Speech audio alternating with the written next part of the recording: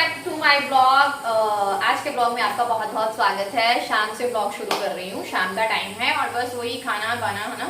हम house wife का क्या होता है, हाउस वाइफ या वर्किंग लेडी ऐसा होता है ना, जैसे घर पे पहुंचते हैं टाइम के अनुसार हमारा काम जो है वो किचन से ही शुरू होता है। और मुझे ना आप सब ये भी चीज बहुत बोलते हैं कि आप किचन बहुत दिखाते हो।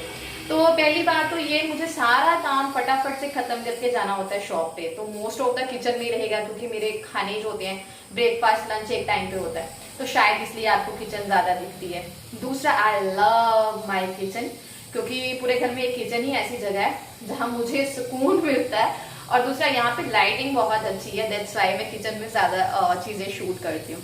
तो चलिए, ब्लॉग की शुरुआत बहुत ही एक अच्छी सी इन्फॉर्मेशन के साथ आपके साथ शेयर करती हूँ जो आपके मेरे लास्ट ब्लॉग्स पे कमेंट है। सबसे पहले तो थैंक यू वेरी मच। मैंने बहुत टाइम बाद दोबारा से ब्लॉगिंग स्टार्ट की है। मुझे पता है बहुत अच्छी चीजें या बहुत यूजफुल इन्फॉर्मेटिव चीजें मैं आपके साथ अभी शेयर नहीं कर पा रही हूँ, क्योंकि उसका रीजन है कि बहुत लंबा गैप लेने के बाद जब आप एक बार चीज को शुरू करते हैं ना, तो उसको स्टार्ट करने में टाइम लगता है। दूसरा, मेरी रिकवरी अभी भी इतनी ज्यादा नहीं हुई है, तो मेरा मेन फोकस हरिथवी, ओवरऑल हरिथवी, उसकी सेहत की तरफ, उसके खाने पीने की तरफ, उसकी स्टडी की तरफ ज्यादा रहता है। क्योंकि मैं ये नहीं चाहती, क्योंकि वो इस एज में है, वो हर चीज को समझती है और लड़कियां कुछ ज्यादा ही समझदार होती हैं, तो वो हर चीज को समझती है और बहुत ही सेंसिटिव बच्चा है। तो मुझे ये है कि उसे कभी ये ना लगे कि मैं किसी चीज में इसलिए पीछे रह गई हूँ क्योंकि मेरी मम्मा बीमार रहती है, तो मैं ये नहीं चाहती, इसलिए मैं उसको ही ज्यादा, मेरा प्राइमरी फोकस उसी पे होता है ना। तो एक मेरे को ये क्वेश्चन आया था कि आप ज्योति के बारे में बात बहुत करते हो, तो ज्योति कौन है? शायद वो मेरे नए सब्सक्राइबर हैं।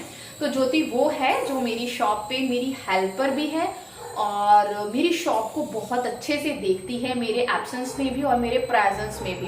क्योंकि मेरे हालात ऐसे हो गए ना, अगर मैं शॉप पे बैठती हूँ तो जैसे ऐसे ही बैठती हूँ, या वहां पे बैठ के पढ़ती हूँ या अपना पाठ पूजा करती हूँ, अपना टाइम पास करती हूँ, उसके साथ बातें करती हूँ। शॉप का पूरा ध्यान ज्योति रखती है, ज्योति वो है। हाँ, ज्योति के एग्जाम खत्म हो गए हैं और नेक्स्ट इज। और मुझे एक आपके साथ चीजें शेयर करनी थी। आप समर के लिए, मुझे बहुत सारे कमेंट आ रहे थे ऑयली स्किन वालों के लिए अच्छा सा मॉइस्चराइजर बताएं, तो अलग से वीडियो बनाने का ना थोड़ा जुगाड़ नहीं सेटअप हो रहा, मैं अब उस तरह से मूड में नहीं आ पा रही। कोई कोई दिन मेरा बहुत अच्छा होता है, कोई कोई दिन मेरा डाउन होता है, इसलिए तो मैं आपके साथ जस्ट ऐसे शेयर करती हूँ। ये देखिए, ये मेरा खत्म भी हो चुका है। अगर आपकी ऑयली स्किन है, यहाँ आपको बहुत ज्यादा ऑयल आता है, तो सबसे बड़ी चीज मैं आपके साथ शेयर करूं, आपको मॉइस्चराइजर बिल्कुल स्किप नहीं करना है, बिल्कुल भी स्किप नहीं करना है। मॉइस्चराइजर हमारे लिए बहुत जरूरी है। सम ऑफ द टाइम मेरे साथ जो कस्टमर्स भी आते हैं, जो डील करते हैं, वो भी ये बोल देते हैं कि पहले तो इतना तेल है, दोबारा से मॉइस्चराइजर क्यों लगाना। वो सोचते हैं मॉइस्चराइजर लगाने से ज्यादा चिपचिपाहट हो जाएगी, नहीं, बल्कि गर्मियों में आपको मॉइस्चराइजर ज्यादा चाहिए। अगर आप अच्छे से स्किन को नरिश नहीं करते हैं, तो जो सिबम प्रोडक्शन होती है, जो ज्यादा स्किन से ऑयल निकलता है, तो जैसे आप अपना फेस वॉश करते हैं, अगर आप टोनर अप्लाई करते हैं, बहुत ही अच्छी बात है, 90% अपने फेस को सुखाने के बाद थोड़ा थोड़ा उसमें नमी है, अच्छा सा मॉइस्चराइजर लगा दिए। ज्यादा बातचीत ना हो जाए, इसलिए लंबा लंबा फटाफट से बात कर रही हूँ, तो मतलब मेरी कैपेसिटी भी इतनी कम हो गई है, मेरे से इतना बोला भी नहीं जाता। तो ये मामा अर्थ का one of the best, one of the favourite my moisturiser है, जो मैं गर्मियों में करती हूँ। दूसरा मेरा है प्लम का टी ट्री ऑयल वाला, लेकिन ये उससे भी ज्यादा मुझे अच्छा लगा। ये मामा अर्थ का है, राइस वाटर है, इसमें ऑयल फ्री फेस मॉइस्चराइजर है, नायासिनामाइड है, B3+ है। आपको पता है मामा अर्थ के प्रोडक्ट किसी भी जान पहचान की मोहताज तो बिल्कुल भी नहीं है, ठीक है।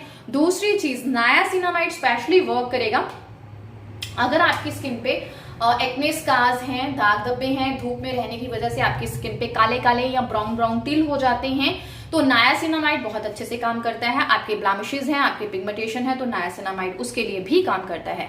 राइस वाटर मॉइस्चराइजर करता है, स्किन को अच्छे से नरिश करता है, स्किन को साफ करने में आपकी हेल्प करता है, ग्लासी स्किन बनाने में आपकी हेल्प करता है। और ये नॉन ग्रीसी फॉर्मूला है, आप देख सकते हैं पूरा खत्म हो गया ऑलमोस्ट, मैं इस पर इतना ट्रस्ट करती हूँ। उसके बाद सांस ले लूं, ऑयली स्किन के लिए स्पेशली, वैसे तो सारी स्किन के लिए, लेकिन अगर आपकी स्किन पे पिगमेंटेशन है, किसी भी वजह से है, ऑयली स्किन है, आपको ये चीज बहुत मस्ट है। ये है सनस्क्रीन। वैसे तो मामा अर्थ के भी सनस्क्रीन आए हैं, लेकिन मैंने पर्सनली उसे यूज नहीं किया है क्योंकि मेरे पास अभी यही बहुत पड़ा है।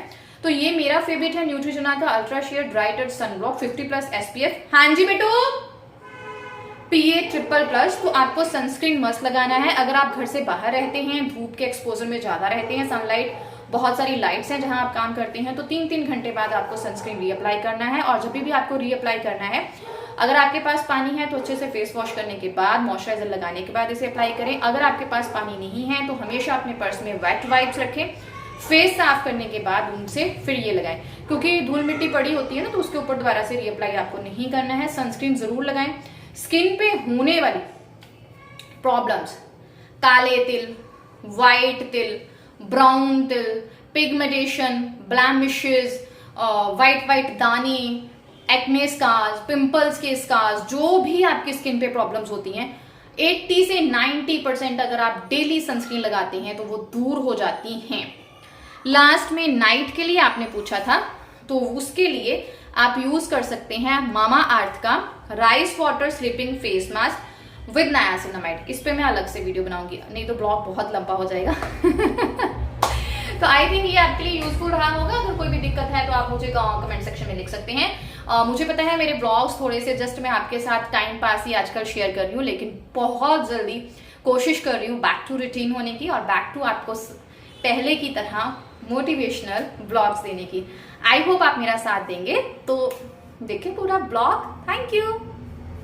सो गाइज़, ये नेक्स्ट मॉर्निंग है और नेक्स्ट मॉर्निंग में जो भी अपना फ्रेशन अप हो के अपना मतलब जो भी मैंने करना होता है ना, आधा पौना घंटा अपने आप को देना होता है। उसके बाद मैं किचन में एंटर कर जाती हूँ और यहाँ पे मैंने पहले आटा गूंथा, जय बाबा जी का पाठ लगाया और उसके साथ ही मैंने रख दी दोपहर के लिए दाल। आपको पता है कि मैं लंच का भी थोड़ा सा काम सुबह ही निकाल लेती हूँ because of my shop and बहुत आगे भी रीज़न्स हैं।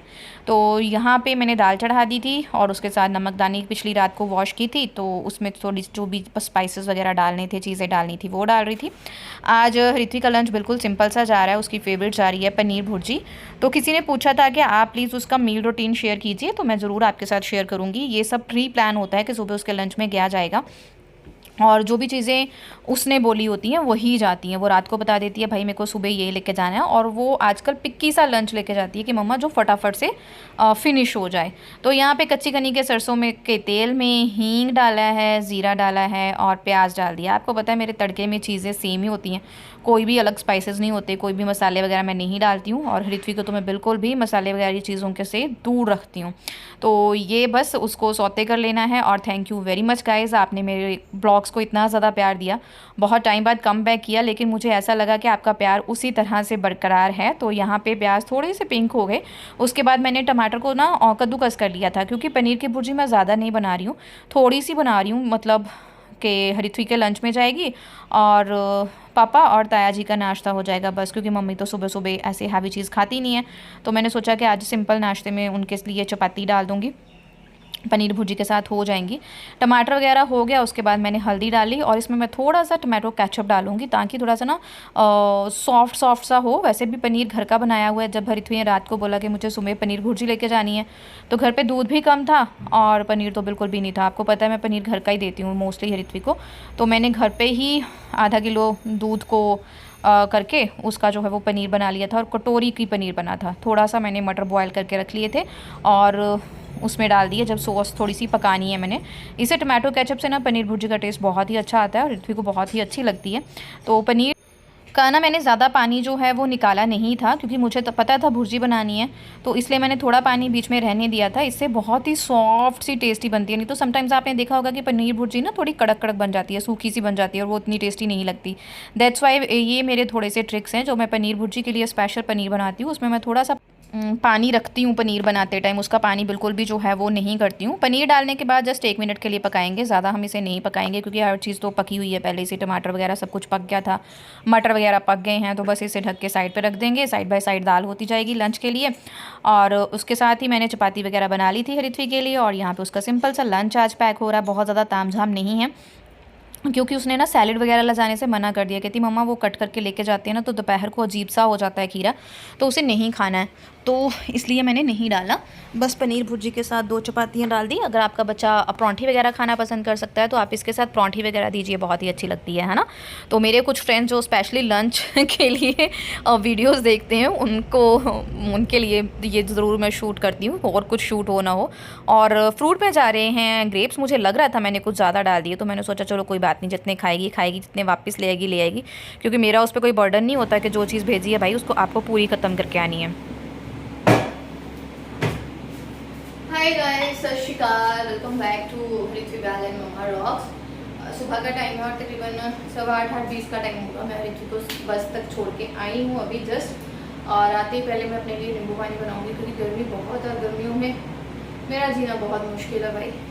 तो मैं बना रही हूँ नींबू पानी। नींबू मैंने निचोड़ के रखा था क्योंकि मैंने ऋत्वी के लिए ना थोड़ा सा पनीर बनाया था, उसे पनीर भुर्जी लेके जानी थी, तो घर पे इतना दूध था नहीं, तो मैंने थोड़ा सा बनाया था, तो नींबू बच गया था, ऐसे ही खाओ। मैं उसका बना रही हूँ अपने लिए नींबू पानी, जस्ट काला नमक डाल बस।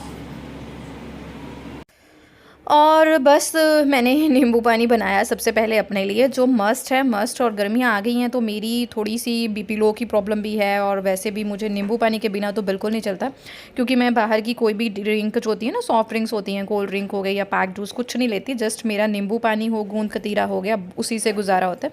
और बस नींबू पानी लेके मैं थोड़ी सी चार्जअप हो जाऊँगी।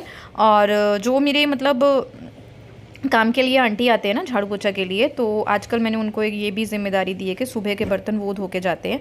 तो उस टाइम तक वो कह देते हैं 9 बजे तक कि मीनू तूने जितना खाने का काम करना है ना कर ले, और बर्तन जो है वो सारे मैं ही धो के जाऊँगी। क्योंकि बाय गॉड ग्रेस जो भी मेरे हेल्पर्स होते हैं, चाहे मेरी शॉप के लिए हो चाहे घर के लिए हो, उनके साथ मेरा एज अ फैमिली मेम्बर सा रिश्ता बन जाता है। आई डोंट नो वाई कैसे हो जाता है कि वो मेरी बहुत ज़्यादा फिक्र करते हैं।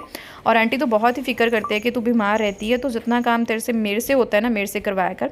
तो आपको दिखाती हूँ, घर में नन्हे नन्हे प्यारे प्यारे से मेहमान आए हैं। ये देखिए मनी प्लांट का पौधा बहुत ही अच्छा खिल के रेडी हुआ है, और मैंने पौधों की जगह चेंज कर ली है क्योंकि उस साइड पे धूप बहुत ज़्यादा सी, तो धूप से ये ख़राब हो रहे थे। जैसे ही मैंने इनकी जगह चेंज की, नए पौधे पनप रहे हैं, नए मेहमान आ रहे हैं। और ये क्यूट सा नया सा मेहमान आया है, ये स्नेक प्लांट में ये वाला जो है ना, ये अभी अभी हुआ है 7-8 दिनों में। भी बहुत जो है वो नन्हे मेहमान आने वाले हैं, क्योंकि 2-4 प्लांट जो हैं वो मैंने अपने तरीके से अलग से लगाए हैं। कुछ पानी में ग्रो कर दिए हैं, कुछ गमले में कर दिए हैं, तो होपफुली वो भी आएंगे। पौधे देखने में बहुत अच्छे लगते हैं, लेकिन इनकी ना साम संभाल ये है कि कुछ ज़्यादा नहीं करनी पड़ती, लेकिन अटेंटिव सा थोड़ा सा ना मतलब रहना पड़ता है कि हाँ धूप तो नहीं लग गई, ठंड तो नहीं लग गई। ये मैंने निकाले हैं जो रोटी वाले कपड़े होते हैं ना, जिसे हम पंजाबी में पोने बोलते हैं, और ये हैं जो ऋत्वी के लंच बॉक्स में जाते हैं। तो ये मैंने अब सारे धोने हैं, जब किचन की सफाई वाले धो हो जाएंगे। और ये फ्रूट कट हुआ है ऋत्वी के लिए ऑब्वियसली, भूख आई है मैंने कट कर दिया, वो ज़्यादा ठंडा था तो मैंने सोचा टेम्परेचर सेट हो जाए। और ये मैंने ना वो फ्रिज वाले मैग्नेट वाले, हाँ जी बोलो। अच्छा प्लांटर हैं ये ना, मैंने बाहर ग्रिल के साथ लगाए हुए थे, लेकिन इसमें से निकाल के पौधे मैंने अब ट्रांसफ़र किए हैं क्योंकि उनको भी धूप से बचाना है। तो मैंने सोचा इन्हें धो बना के रख देती हूँ। अंदर नहीं लगा सकती फ्रिज पे क्योंकि गर्मी बहुत ज़्यादा है और गर्मी से वो ख़राब हो जाएंगे। और ये बंदा स्कूल से आ चुका है, पैर नीचे लगाइए, हाँ जी ये पैर उठा के चलता है। ये मेरे जितना हो गया, आराम से गिरा मत लेना बाबा वाटरमेलन। और ऋत्वी के आते ही ना मैं थोड़ी सी एक्टिव मोड में आ जाती हूँ। और ये सारे मैं सोच रही हूँ इनको गमले में लगा लूँ, सोच रही हूँ, अभी कुछ नहीं पता। और बाहर बहुत सारे कपड़े धो लिए हैं, कुछ धो रही हूँ। हेलो जी, सत श्री अकाल, गुड आफ्टरनून, दोपहर का टाइम है। और ऋत्वी के आते ही ना मैं भी थोड़ा सा जोश में आ ही जाती हूँ। बहुत सारे काम मैंने छोड़े होते हैं, शॉप पे चली जाती हूँ, फिर मैं वापस आके इस टाइम पे काम करती हूँ, ताकि मुझे होता है ऋत्वी ना शॉप पे मेरे साथ बज जी जाती है, तो उसका बचपन सा हमें लगता है दोनों पति पत्नी को कि हम उसका बचपन ना ख़राब कर दें शॉप के चक्कर में। तो इसलिए इस टाइम पे मैं ऋत्वी को 1 घंटा 1.5 घंटा ऊपर लेके आती हूँ। और ये मेरे फ्रूट्स हैं, ऑरेंजेस बहुत ज़रूरी हैं मेरी डाइट में, विटामिन सी, तो मैं साथ एप्पल ले रही हूँ। आजकल मैं अपना भी पूरा ध्यान रखती हूँ भाई, रखना पड़ेगा। मेरे को दोगे आप वाटरमेलन का एक पीस? आई शो माई मादा अंग्रेज की औलाद। बच्चे ने नई पेंसिल का कचूमर निकाल दिया, पूरा गिलास इसने भर दिया, उसको छोटी सी कर लिया है क्योंकि फ्रेंड्स ने छोटी छोटी पेंसिल रखी है ना? नहीं, हाँ, कंपटीशन हो रहा है। कंपटीशन हो रहा है किस चीज़ का? सबसे छोटी पेंसिल किसकी है? हाँ, हाय राम, इतनी छोटू सी कर दी है, पूरी ग्लास इसने भर लिया है। और ये पेंसिल ना नॉर्मल पेंसिल से महंगी है क्योंकि ये स्पाइडरमैन ऐसा कुछ था। हाँ, पहले ये पता इतनी हाँ। होगी थी। फिर मैंने सोचा इसको ही छोटा कर लेती हूँ। अच्छा, 5 रुपए वेस्ट कर दिए हमारे तूने। 5 की आती है ये? हाँ, एक पेंसिल 5 रुपए की आती है। एक पेंसिल के लिए 2 लाख की आती है। 2 लाख करोड़ की आती 2 लाख करोड़। पता है कितने होते हैं 2 लाख करोड़ बापू? है। हाँ, पता है। ओहो, 2 लाख 1 करोड़। अय्यय्यय्यय्यय्य। बैठा होमवर्क कर रहे हैं कि मम्मा होमवर्क करेंगे और पेंसिल को तो बस करेगा तो पढ़ाऊंगी। तू तो पेंसिल के यही तही चाड़ी हुई है तूने बेचारी की। अब सीधा बोल तो ना क्या करूं? सीधा पेंसिल की यही तही चाड़ी हुई है। मैंने ना कपड़े धो लिए, फिर मेरे हाथ में जो कपड़ा आ रहा था मैं धोए जा रही थी। मम्मी आ दे लो नमिया पेंसिल कट कट के निकिया काटती हैं इन्हें। आ देखो तो सही मम्मी। और बस इसी तरह मस्ती करते हुए ऋत्वी का होमवर्क हो जाता है। आजकल उसका होमवर्क थोड़ा सा मतलब ज़्यादा हो गया है क्योंकि सिलेबस ज़्यादा है, या कह लीजिए अभी बुक्स वगैरह सब्जेक्ट्स वगैरह है ना उसके इंक्रीज़ हो गए हैं कि ईवीएस अब साइंस और एसएसटी में डिवाइडेड हो गई है। तो बस इसी तरह मेरा जो है वो दिन निकल जाता है। और थैंक यू वेरी मच मुझे इतना ज़्यादा प्यार देने के लिए। देखते रहें इसी तरह से, और दोबारा से उसी तरह के प्यारे प्यारे ब्लॉग जो है कोशिश करूँगी लाने के लिए। थैंक यू वेरी मच, जितना भी शुक्रिया करूँ आपका कम है। खुश रहें, आबाद रहें, बाय बाय।